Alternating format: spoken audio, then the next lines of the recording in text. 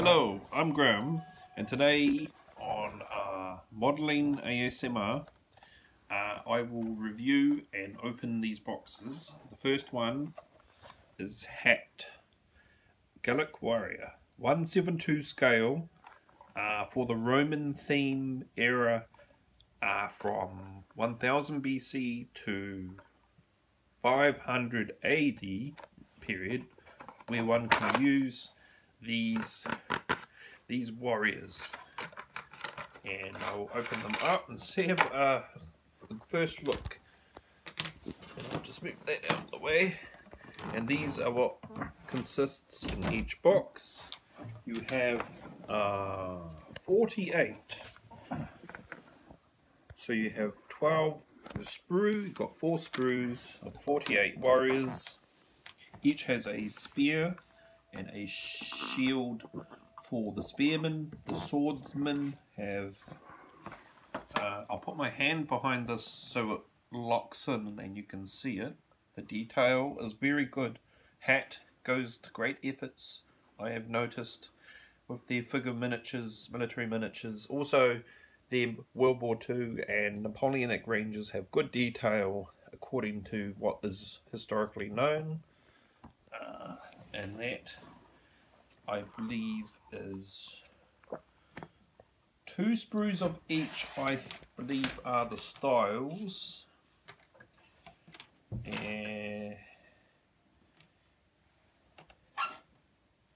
Or at least 4. 2 are the same, the other 2 appear to be slightly different. We have slingers, using the sling and stone as additional missile units that can be used in wargaming. There's archers, in a small band of archers, so you can do 4 units of archers, slingmen, spearmen, and sword shieldmen. The exact names of these I could get at a later stage. I will also show cutting these, gluing them to stands, painting them, assembling them, and then naming them, if possible, in the language of the Gauls, like if they're the Cinceranan, it's like a Gael name for peoples, and that is the first one of the Gallic Warband. Gallic Warband, which I will paint and assemble later on, shortly before Christmas, to do a early Roman theme. I may do Romans, Gauls, barbarians, and Carthaginians. Next up is a discontinued model of Strelets R Mini. This is discontinued. It is made in the Ukraine. There are issues getting hold of Strelets at the moment, and they issue small paper notes saying that they are not affiliated directly to Russia. And here's the first one. I'll put this just 1 minute, this behind this, so you can get a decent look at the Roman auxiliary. Most are swordsmen with a shield, spearmen with a shield. There are 4 sprues. There are a total of 48 units, 1/72 scale, as you can see, and these auxiliaries have the Roman helmet of the traditional mid to late stage. The shield, or the scutum, is for auxiliary and frontline troops, not the elites. And I think these are quite good. The detail is good. Strelets, it's a shame they're not making some of these anymore, and that these will make a good addition to the army of the Roman forces, of which I'll do the campaign of Britannia and parts of Europe, of which were under the Roman Empire for 1,000 years. And that's box 2. Box 3 is Spartans. and this is the Spartans. You have 41 units for some reason. We have flutists, trumpeters, hoplites.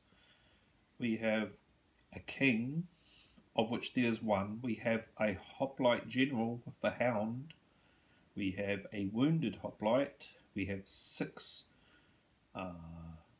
spearmen with an aspis shield and a contaro spear, and Kranos Corinthian styled helmets. Some are the Achillean Mycenaean helmets and classical Greek helmets. And that is the 850 BC to 450 AD period, as Sparta was sacked at that late end period and was never recovered. We have a hound, which is terrific. Very first time I've seen anything quite like that in a military theme of the ancient Greeks. And we have a shield by itself, which be attached to a certain warrior. We have the twin flutes and the king, called the basileus, and the basileus is the king in Greek. We have the spearman, shieldman, the contaro spear, I believe, for each warrior that has an aspis. He has a sword or a cyphus on his hip. We have an old man who may be a mystic or an oracle with his walking stick. We have various patterns of beasts and mystical beings on the shields, some zodiac signs possibly, as we have the Scorpio crab on a number of the shields, which looks really good, and the ball. We have the Achillean style helmet, early Thracian or early Greek, or Mycenaean Greek helmet there on the far upper right, which is a very interesting helmet there, which could be used for a myrmidon, which I will be doing with Achilles as a leader. We have a basic instructions. Use standard model glue for gluing these guys, I believe. I will try the glue. I'll try 3 types of glue and glue gun for these to see which glue works, as I haven't used this specific plastic before, and that can be used for a Roman period, a Greek period, Mycenaean Greek period,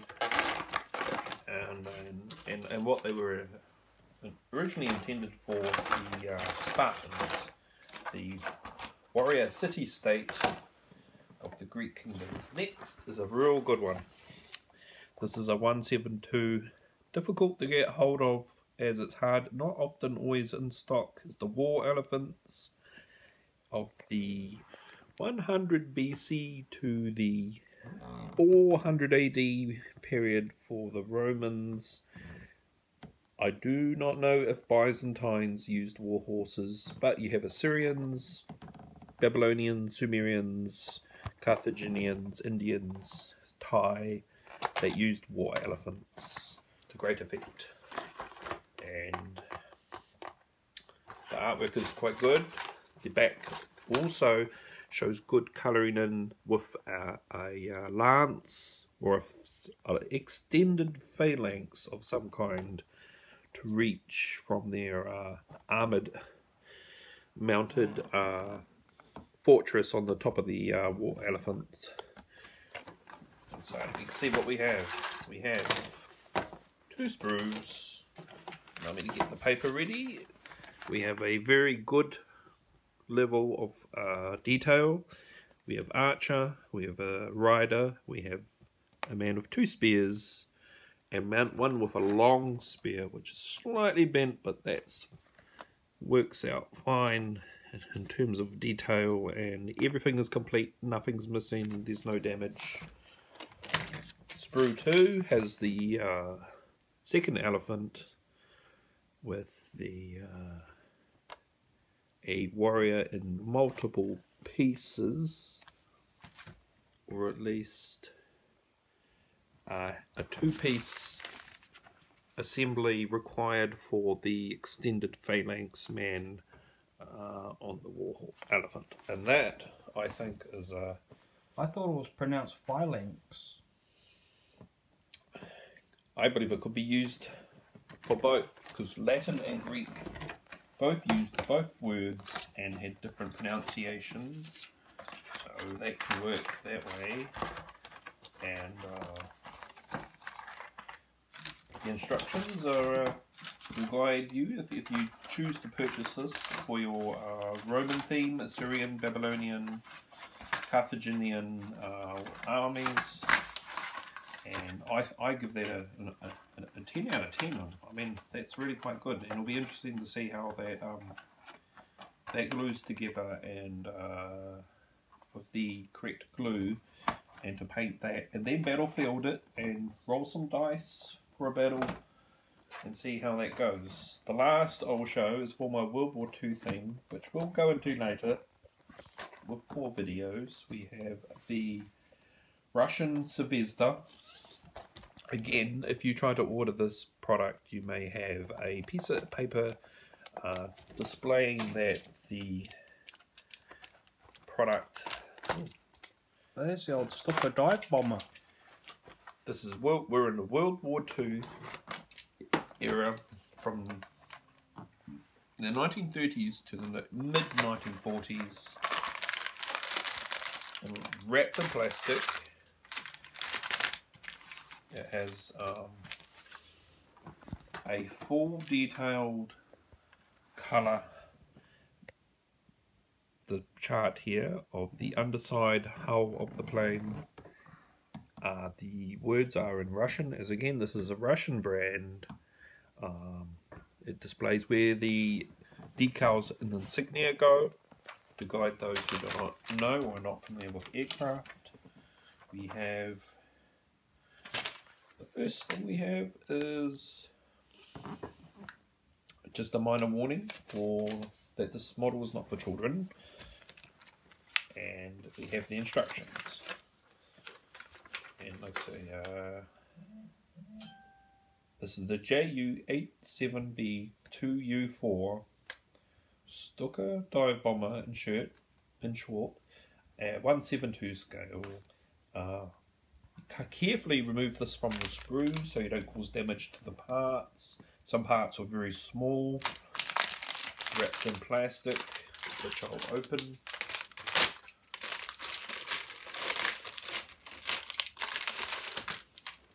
And this is 3 sprues. We have the snow gear. This is the winter variant of the Stuka dive bomber. It can land on the snow and was likely used in the Stalingrad and Russian campaigns in the east of Europe.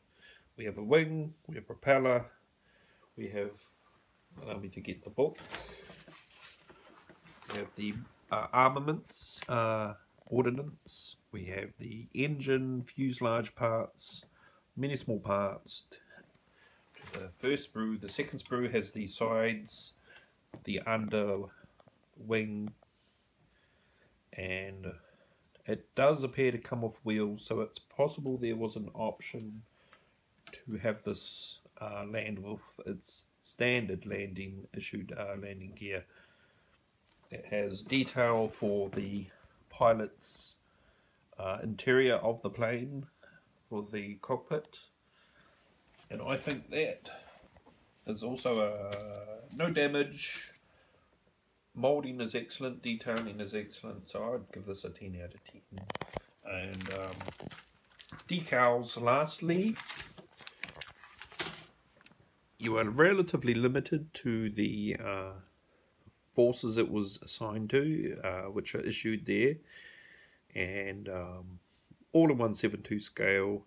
These I can show later upon assembly can take patience to apply to the plane once the plane is assembled and painted, and requires warm water, a paintbrush or two, patience and water to apply to the plane to allow for the correct placement of the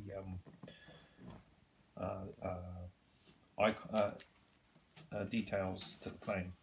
And so that's the first video of the review and display and show of a sample of the 1/72 scale hat and Strelets range and Zvezda. And I hope you enjoyed this video. This is the first, and I hope you enjoyed it as much as I did, and hope to see you in the next video. And if you liked it, subscribe. Happy for comments and any suggestions or any questions about modelling of these things, because there is the next video I may do Napoleonic era 1/72 scale battlefield and the review of a Waterloo village 1/72 scale of La Haye Sainte. I will check on the pronunciation of that, and I'll just do a review and show you the village which has already been built. And yeah, that's it. Have a good day.